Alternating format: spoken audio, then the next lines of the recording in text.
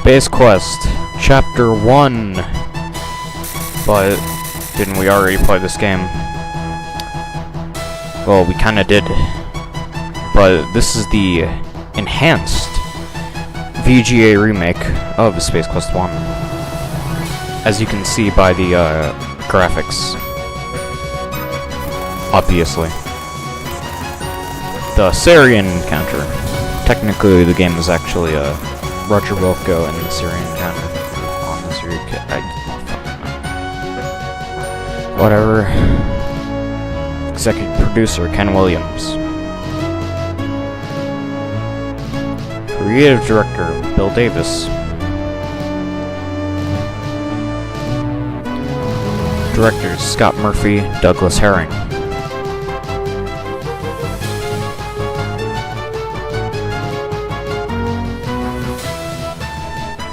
Producer Stuart Mulder. Now, what kind of a last name is fucking Mulder? Really? Game designers Scott Murphy and Mark Crowe, the two guys from Andromeda.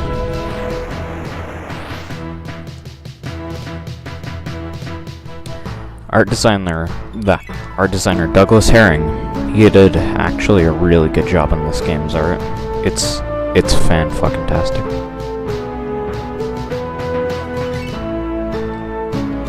Lead programmer, Jerry Shaw.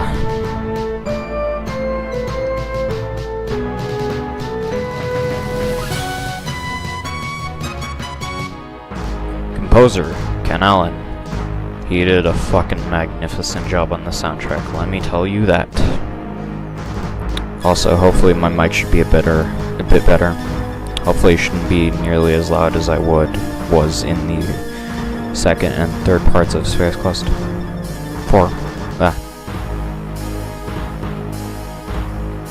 And there goes the Arcadia, the flying roast of chicken, and the Deltar, which we already know from my original playthrough. As we join the crew of the Arcadia is returning home to Xenon after a successful mission at developing the star generator, exhilarated by their accomplishments, are oblivious to the fact that a sinister craft approaches rapidly from behind. I can talk, guys. And now the giant bug has its prey. The delicious chicken. Can't wait to have that for fucking Christmas dinner. So, yeah, it's actually Christmas Eve as I'm recording this. Space Quest 4 goes out tomorrow as I'm recording this. So we actually get it. Somewhat spastic research droid blows by, and it is. Perhaps you could provide some relaxation therapy instruction to really reduce its level of tension. Fuck. Yeah, so most of the text in this game is the same from the original version of Space Quest 1. So I'm not gonna really read it. You can read it like I originally did in Space Quest 1, I think, yeah. Destruct sequence is engaged. 15 minutes till detonation. One of the only digital audio clips in this game. So yeah. Let's turn the speed up a bit. Yeah, that's good. So our icon bar returns, except that the pictures for the icons are actually a bit lower quality than the CD version of Space Quest 4, and that's because these are the cursors from Space Quest 4 on the floppy disk. On the floppy disk, I make it sound like a fucking console, you know, on the floppy disk. Alright, so yeah, this is normal Space Quest 1. I should probably turn up the cycles a bit. That's good enough. You hear a footstep. Oh god. No. Yeah, that's a bit better. Alright, so yeah. So again, this is more or less the same game. Oh god. This is more or less the same game as the original. Except it does have some changes to make it a bit easier from the original. So yeah. You hear footsteps? Fuck off. Yeah, they're everywhere in this. So once again, the man stumbles into the room and collapses to the floor, just like the original game. Except there is a change coming up in just a moment, actually. His lips move. Alright, need to pay attention here. Yep, same stuff. As far as magnetic fields, keep that in mind for like a second, because that's actually pretty important. Alright, so he typed in magnetic fields. So here is the game's copy protection, which was put into the game so you can copy the game, of course. Alright, so let me get that. It was magnetic fields, so yep. There. That again. And that again. Huh. It's just that repeated back and forth. Okay. So, unlike the original game, I actually don't have nearly as much trouble that I had in the original game. Thank fucking God. And I tapped out of the game, so now my mouse is fucking having a hissy fit. Alright, so we now have that data cartridge, which, yet again, is pretty useful. Though it technically isn't needed at all to finish the game. Besides, there is another copy protection point later in this game. Alright, so you're gonna see that, yeah, we can just sort of hide from the Sarien guards. And again, I'm going to keep this pretty spoilerish, since I already covered the first game. So, I don't think I showed this off, but this was the original, this is where the space generator was, located, but they took it.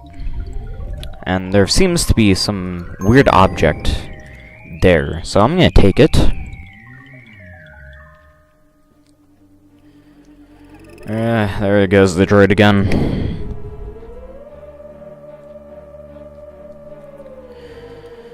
And hopefully, the guards shouldn't, cook my ass like they almost did that one time when I was going down this hallway here from the original playthrough, because that was a fucking disaster.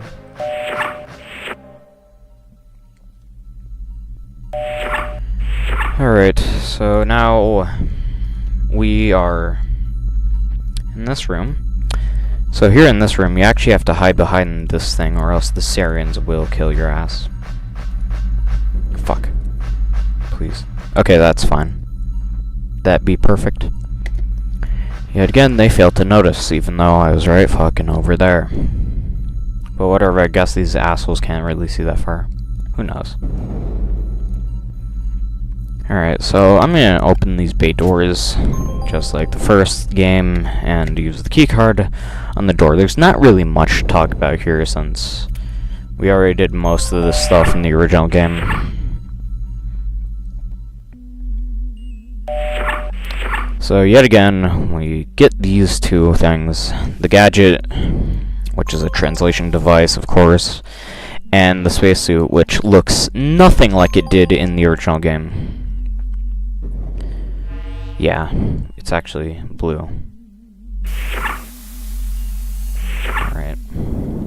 So, let's leave. We have everything. You can fall off and die. Yet again, you can die everywhere in Space Quest, so...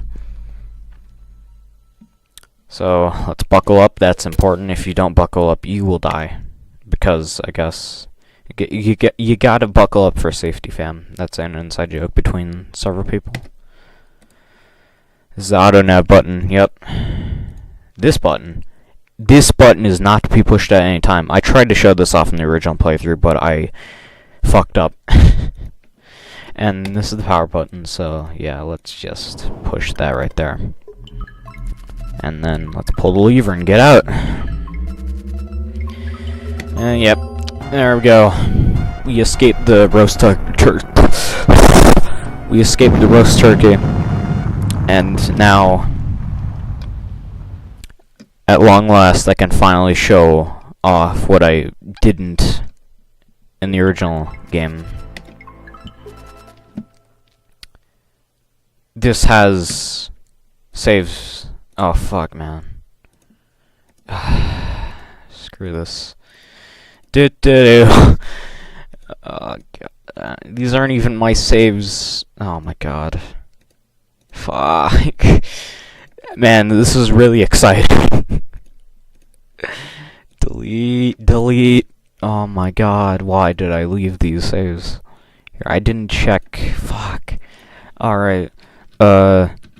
Escape. Anyways, I tried to show off an Easter egg in the original game. Kind of failed. But now I get to show it off because it's easier to do. You have a feeling you shouldn't push that button.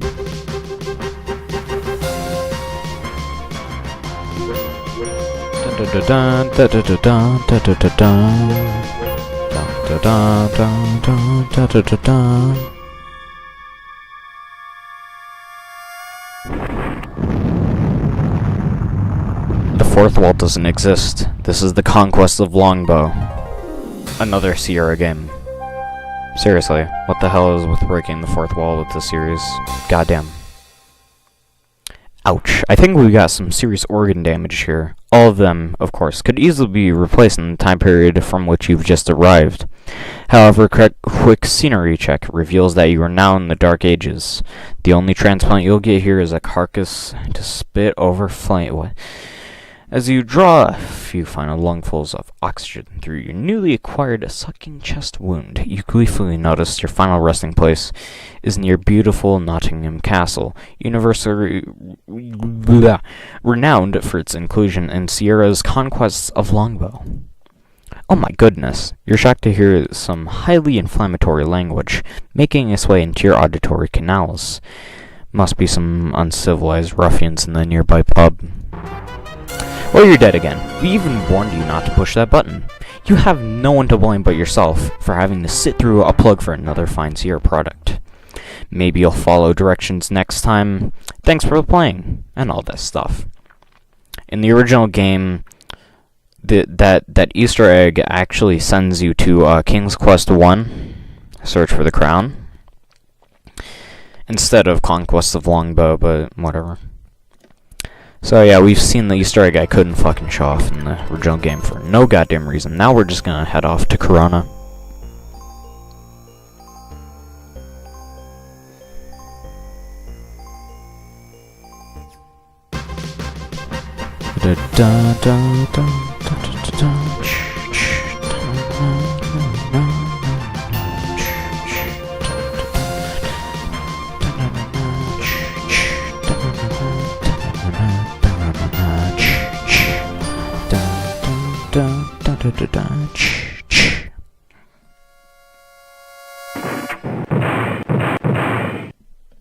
And just like the first game, we land on Corona pretty badly.